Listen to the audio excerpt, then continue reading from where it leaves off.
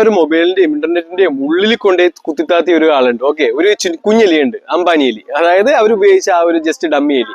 ആ ഡമ്മി എലി നേരെ ഇപ്പൊ രണ്ടാമത് പോകാൻ പോകുന്നത്, അതായത് ഇന്റർനെറ്റ് വെച്ച് നമ്മുടെ എല്ലാവിധ ഫങ്ഷൻസും, നമ്മുടെ ഹോർമോൺ എല്ലാം ഡിസ്ട്രപ്റ്റ് ചെയ്തു. ഓക്കെ, നമ്മളിപ്പോ അനുഭവിക്കുന്ന സ്ട്രെസ്, ടെൻഷൻ, സ്ട്രെസ്, ആൻസൈറ്റി, ഇത് എല്ലാത്തിനും കാരണം ഇന്റർനെറ്റ് വന്നത് തന്നെയാണ്. ഓക്കെ, ഇതെല്ലാം യൂസ് ചെയ്യുന്ന ഒരു രീതിയുണ്ട്, ആ രീതിയിൽ മാത്രം യൂസ് ചെയ്യണം. ഓക്കെ, ഫോൺ ഇങ്ങനെ തൊട്ടുപോലും വെക്കാൻ പാടില്ല, അത് എഴുതിയിട്ടുണ്ട്. എന്നാലും നമ്മളെല്ലാം ഇങ്ങനെ ടച്ച് ചെയ്യുന്നു, പോക്കറ്റ് ഇട്ട് കിടപ്പുണ്ട്. അപ്പൊ ഒരു ബോംബ്, അതായത് നമ്മുടെ ശരീരത്തിന് ഇല്ലാതാക്കാനുള്ള ഒരു ബോംബ് നമുക്ക് തന്നത് പുള്ളിയാണ്. ഓക്കെ, അപ്പൊ അതൊന്നും നമുക്ക് കുഴപ്പമില്ല, നമുക്ക് കുറെ ഡെവലപ്മെന്റ്സ് ഉണ്ടായി. പക്ഷെ ഇതെല്ലാം നിയന്ത്രിക്കപ്പെടണം. അപ്പൊ അതിലേക്കല്ല ഞാൻ വരുന്നത്. അപ്പോൾ അംബാനി കൂട്ടൻ അടുത്ത വെപ്പൺ ഉപയോഗിച്ചു. ഓക്കെ, പുള്ളി വെള്ളത്തിന്റെ ബിസിനസ്സിലേക്ക് ഇറങ്ങണേ.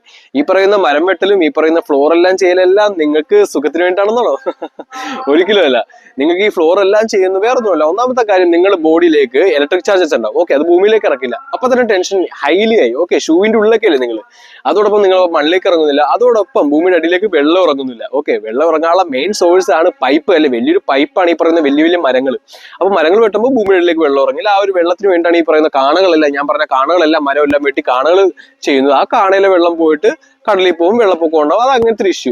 അപ്പൊ എന്താ ഗുണമെന്ന് വെച്ച് കഴിഞ്ഞാൽ, ഭൂമിയുടെ അടുത്ത വെള്ളം ഡ്രൈൻ ചെയ്തോണ്ടിരിക്കണേ. അതായത് നിങ്ങളെ ഡിപ്പെൻഡഡ് ആക്കണം. ഓക്കെ, ഇപ്പൊ തന്നെ നിങ്ങൾ ഡിപ്പെൻഡഡ് ആണ്, 100% നിങ്ങൾ ഡിപ്പെൻഡഡ് ആണ്, അല്ലെ? എല്ലാം ഗവൺമെന്റ് ആണ്, എല്ലാം ഡെവലപ്മെന്റ് ആണ്.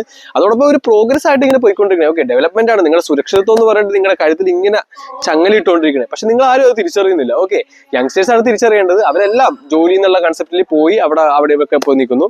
അപ്പൊ എന്താ ഗുണമെന്ന് വെച്ച് കഴിഞ്ഞാൽ, അംബാനി ഇപ്പൊ വെള്ളത്തിലേക്കും കൈ കടത്തിയിട്ടുണ്ട്. ഓക്കെ, ഡൽഹിയിലെല്ലാം 82,000 കോടി, അതായത് നമുക്ക് കുടിക്കേണ്ട വെള്ളത്തിന് പോലും പണം കൊടുക്കേണ്ട അവസ്ഥ. ഓക്കെ, എറണാകുളം അല്ലെങ്കിൽ കേരളം പോലത്തെ ഒരു സിറ്റിയിൽ, അതായത് എപ്പോഴും മഴയുള്ള സിറ്റിയിലാണെങ്കിൽ പോലും ഇപ്പൊ വെള്ളത്തിനെല്ലാം, അല്ലെ, നമ്മൾ ഡിപ്പെൻഡബിൾ ആണ്. എന്നാൽ നമ്മൾ മേടിച്ച് കുടിക്കുന്ന വെള്ളമോ അതിൽ ക്ലോറിൻ, ഫ്ലൂറൈഡ്, മൈക്രോ പ്ലാസ്റ്റിക്, ഇതൊക്കെ അടങ്ങിയ വെള്ളം. ഓക്കെ, ഇതൊക്കെ എന്താന്ന് പോലും അറിയില്ല നിങ്ങൾക്ക്. ഇതെല്ലാം ഞാൻ ആ റിസർച്ച് കൊണ്ട് പഠിച്ചതാണ്. ഇപ്പൊ കാണുന്ന എല്ലാവിധ ആരോഗ്യ പ്രശ്നങ്ങൾക്ക് വേറെ പ്രശ്നമൊന്നുമല്ല. ഒരു ATM കാർഡിന്റെ അത്ര പ്ലാസ്റ്റിക് നമ്മുടെ ബോഡിയിൽ കംപ്ലീറ്റ് സർക്കുലേറ്റ് ചെയ്യുന്നുണ്ട്. ഓക്കെ, ഇതിന്റെ വേറെ പ്രശ്നമൊന്നുമില്ല. നമ്മുടെ എല്ലാ ഇന്ത്യയിലുള്ള ഓർഗൻസ് എല്ലാം മെച്ചൂർഡ് ആയതിനു ശേഷമാണ് ചീത്തയായി തുടങ്ങുന്നത്. പക്ഷേ ജനിച്ചു വീഴുന്നൊരു കുഞ്ഞ്, അല്ലെങ്കിൽ ഗർഭാവസ്ഥയിൽ നിൽക്കുന്ന ആ ഒരു കുഞ്ഞ്, ആ ഒരു ഗർഭത്തിൽ ആ ഭ്രൂണം ആകുമ്പോൾ മുതൽ കുടിക്കുന്നത് ഈ പറയുന്ന ക്ലോറിൻ, ഫ്ലൂറൈഡ് അടങ്ങിയ വെള്ളമാണ്. ഓക്കെ, മൈക്രോ പ്ലാസ്റ്റിക് അടങ്ങിയ വെള്ളമാണ്. അപ്പൊ ആ കുഞ്ഞിന് അധികം ആയുസ് ഉണ്ടാവില്ല, അതോടൊപ്പം ആരോഗ്യം ഉണ്ടാവില്ല. അതൊക്കെ തന്നെയാണ് അവരുടെ ആ ഒരു ഏറ്റവും മോട്ടീവ്. ഓക്കെ, അപ്പോൾ ഭൂമിയുടെ അടിയിലത്തെ വെള്ളം ഇല്ലാതാക്കാൻ വേണ്ടിയിട്ടാണ് ഈ പറയുന്ന മരങ്ങളെല്ലാം വെട്ടിക്കൊണ്ടിരിക്കുന്നത്. അതോടൊപ്പം ഫ്ലോറെല്ലാം ചെയ്ത് നിങ്ങളെ ആ ഒരു ഭൂമിയിലേക്കുള്ള കണക്ഷൻ വിട്ടു. വെറുതെ അല്ല മദർ എർത്ത് എന്ന് പറയുന്നത്. ഓക്കെ, നമുക്കൊരു കണക്ഷൻ ഉണ്ട് ഭൂമിയിലേക്ക്.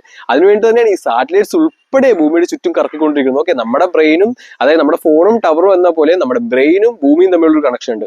അതെല്ലാം ഇല്ലാതാക്കും. ഇതെല്ലാം ഒരു ഇലക്ട്രോ മാഗ്നറ്റിക് ഫ്രീക്വൻസീസ് ആണ്, അതോടൊപ്പം എനർജീസ് ആണ്. ഇതെല്ലാം ഹൈലി ക്വാണ്ടം ഫിസിക്സ് ആണ്. ഓക്കെ, ക്വാണ്ടം ഫിസിക്സും ബയോളജിയും പ്രകൃതിയും എല്ലാം കൂടി മിക്സ് ചെയ്തിട്ടാണ് ആ ഒരു റിസർച്ച് നടത്തിയത്. അപ്പോൾ അതിന്റെ ആ ഒരു റിസൾട്ട് എന്ന് വെച്ച് കഴിഞ്ഞാൽ വളരെ ഡൈജസ്റ്റ് ചെയ്യാൻ ബുദ്ധിമുട്ടായിരിക്കും. ഓക്കെ, നോർമൽ ബ്രെയിൻ അല്ലെങ്കിൽ നോർമൽ ആയിട്ടുള്ള ചിന്തിക്കുന്ന ആൾക്കാർക്ക് പറ്റില്ല. എന്നാലും കോമൺ സെൻസ് വെച്ച് ചിന്തിക്കാം. അതായത് പണ്ടുള്ളവര്, ഇപ്പോഴുള്ളവര്.